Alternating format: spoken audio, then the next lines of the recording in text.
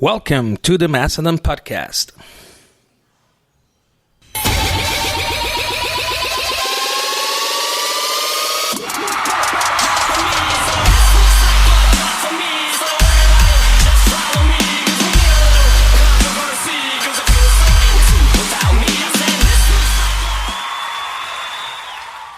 Welcome officially. This is the Macedon Podcast and we have officially returned. But before we get ahead, I want to thank all the people, especially the people of New York who are suffering the most of this pandemic that is covering our entire planet right now. And so, just so you know, behind Puerto Rico, there's stats of people who listen to this podcast. First of all, I want to apologize. This has been almost a year hiatus from this podcast specifically, because the Macedon Podcast, El Macedon Podcast, lives through Facebook Lives, and there's a lot of medias. We go to radio. We do a lot of stuff that we keep the line of messaging of Macedon alive, but in the Spanish way, not in English. In English, we started this project about a year ago, and we started the project because I was seeing that I had an audience in the United States, and I wanted to address and make a podcast that was specifically tailored for them. And it was going for a while was going really good. It got great acceptance, and let's say for example, there were people that were listening in California, and that was mind-blowing to me. So I want to say a big shout-out to the people that are listening in California. Big shout-out to blessings. And the best vibes and the best energy to the people of New York right now, which is a part in which I have relatives. I have a lot of family there, and we honestly hope that this will pass as soon as possible. But in the meantime, try to be at home as most as you can. If you have to get out, please make it that is really important. Do not go out because you're bored in your house. I had a podcast in Spanish addressing that issue specifically, but moving on, I want to explain that the reason that the podcast did not continue on last year is because I entered officially to the cannabis industry, and that in the beginning was taking a lot of my time getting used to ropes, getting used to everything. Now, with this emergency, I thought that it was a really most necessary idea to bring the Macedon Podcast back. So here we are. So thank you. Thank you for your support. That's why we're here. So moving on. So as you have known, unless you live under a stone or you're too stoned, we have been covering, the whole planet is covered in this whole pandemic called the COVID-19 or the coronavirus. Throughout the whole time it has been developing in the United States, we have seen a lot of missteps. We have seen a lot of improvisation. We have seen a nation that is putting economy first and then lives in a second place, which is as much as most of these people are trying to justify it, it is really a moronic rhetoric. Yes, it's really moronic thinking that way, because I always I'm gonna be going deeper on this specific topic in a while, but thing is that in order for you to have an economy, you need people who are breathing and who are alive. So those are two important things.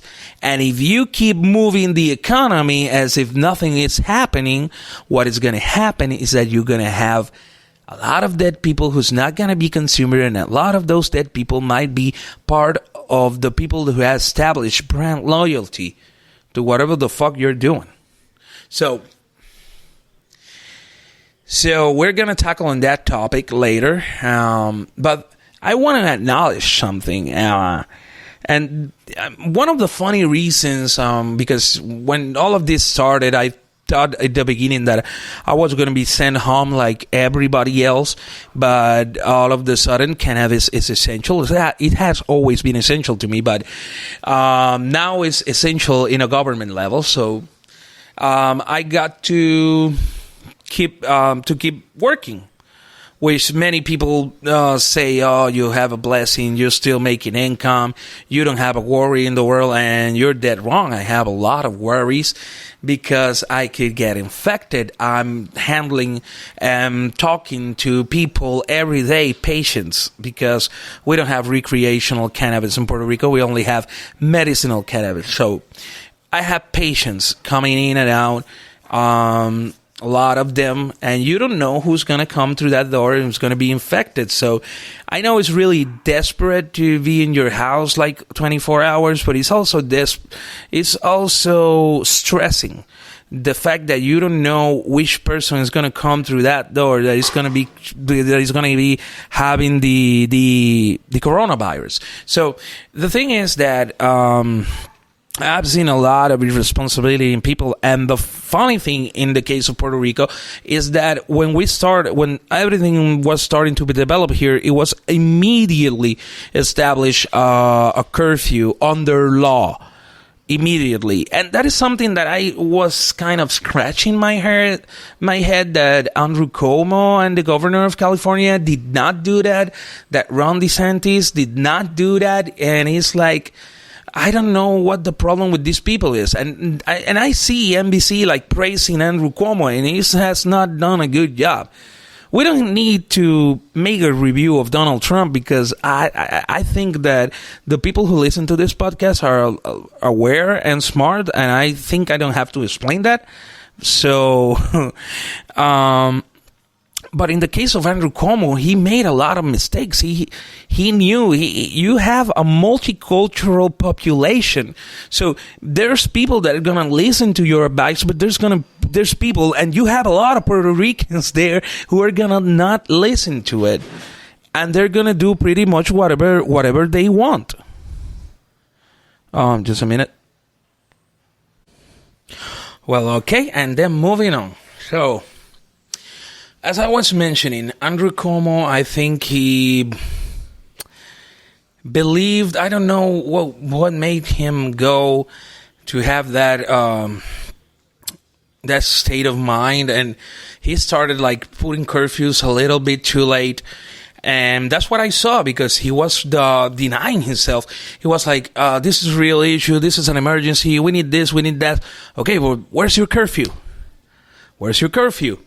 In the case of Puerto Rico's governor, Wanda Vázquez, she knew that we are a bunch of degenerates. So the first thing that you have to do is that you have to put it by law. Because if you don't put it by law, it's just...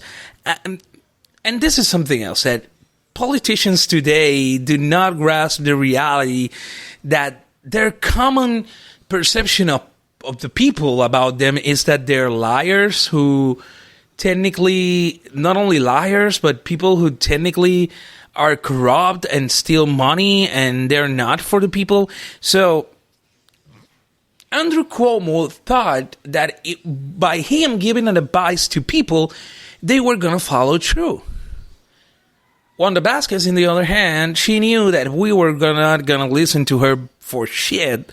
So she went on and she put on a curfew stated by law, which is what the governors of New York, Florida, and California had to do in the same time. We had a curfew in place, and a week after is when you saw New York, then California, and Florida. We don't know what time it is in Florida, but it was like pressure from the people itself that made Ron DeSantis take the decision. He wasn't going to lock Florida. And the funny thing is that for you to have an economy, you need people who consume in that economy. The thing in the United States is that the virus has projections in which if the United States if the U.S. do not take the right measures to handle this, we could be talking around 2 million people dead. There's not there's no Pearl Harbor, there's no 9/11, there's nothing that will compare if we do not do something. But what is and this is a time in which, I don't know, if I have a country with an army and a military, a military branch, I will be using the entire military branch to address the issue that it is within my country. In the United States, they went on to present charges to Nicolas Maduro for drug trafficking, money laundering, all the bullshit you get to people like Pablo Escobar and shit like that. So we are using resources, public resources. We are exposing people for a witch hunt for a guy that you cannot technically go over there and arrest. A person who has not attacked the United States, whatever your opinion it is about him and the situation in Venezuela, which is really sad. And it's not me saying that it should not be taken care of, but it needs to be taken care of by its people. And you're going to say, but they have a dictator. Not exactly. They have a dumb fuck for a president. That's what they have.